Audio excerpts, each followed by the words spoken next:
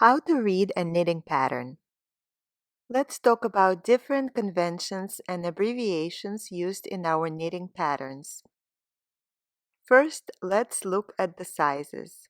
Sizes are listed from smallest going up to the biggest size. For example, small medium is the smallest size in this pattern and it is listed first.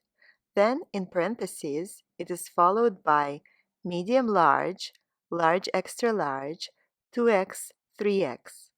This is the same order in which everything else in this pattern is going to be specified. For example, materials. Size small medium takes 5 balls of yarn. Size medium large takes 6 balls of yarn, and so on.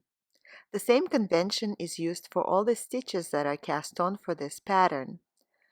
The pattern states, for yoke, cast on 28 stitches. This is for size small medium. Next size up is medium large and it's cast on 28 stitches. Next size up is large extra large and for this size we cast on 30 stitches, and so on. A very good idea is to find the size you're making and highlight or circle it in your pattern for every row for which there's a different number of stitches specified. For example, if you're making size small medium, you will highlight the first number in every row or round in this pattern. Let's now go back to the beginning of the pattern. Gauge. What is gauge?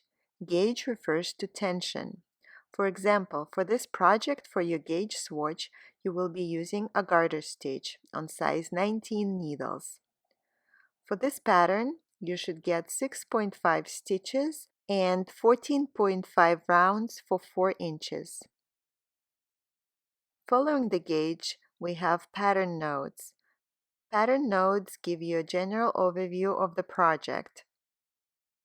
Next section is techniques and abbreviations. Techniques and abbreviations describe everything that's abbreviated in the pattern. For example, K stands for knit, P stands for purl, ST stands for stitches. When you're done highlighting sections that pertain to your size, you're ready to get started on this project. If you like this video, please like and subscribe, and we have a lot more video tutorials for you on Loopy Mango YouTube channel.